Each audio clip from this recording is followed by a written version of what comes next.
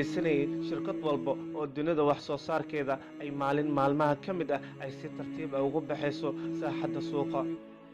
waa hubaal in qof walba dhaahihiisa saaray mobile ay farsamaysay shirkadda Nokia. waa hubaal ilaa maanta ay yihiin mobilada Nokia kuwa tayada iyo dulqaadka badan ay shirkad samayso. maalin maalmaha ka mid ah ayaa waxay shirkadda ugu saameynta iyo baaxadda weyn ee samaynta telefoonada ay gaareen bari iyo galbeed, waqooyi iyo koonfur. waxayna ahayd mid gaarta boqortooyadii telefoon, iyadoo sanad walba soo xarayn jirtay dhaqaale gaarayo 13 bilyan. laakiin maanta wuxuu ku soo koomay xasuus markuu dhaayaheena maqleen, dibna u xasuusanno waayaheena caruurnimo ee aan ka soo gudubnay. shirkadda guuldaradeeda waxay noqotay waliidaha dhaqaalaha dalalka qaar sida ardayda cashar ugu qaataan. haddaba maxaa ka og tahay daawade shirkadda xiisaha badan ee shirkadda Finlandeeska?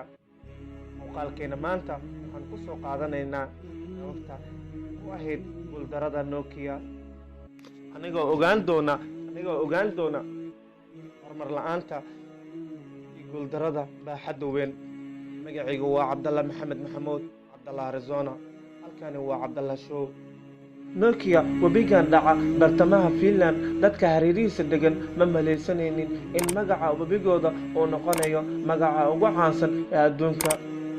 shirkadda Nokia waxaa la aasaasay 1865. waxaa aasaasay injineer Farid Edelstein.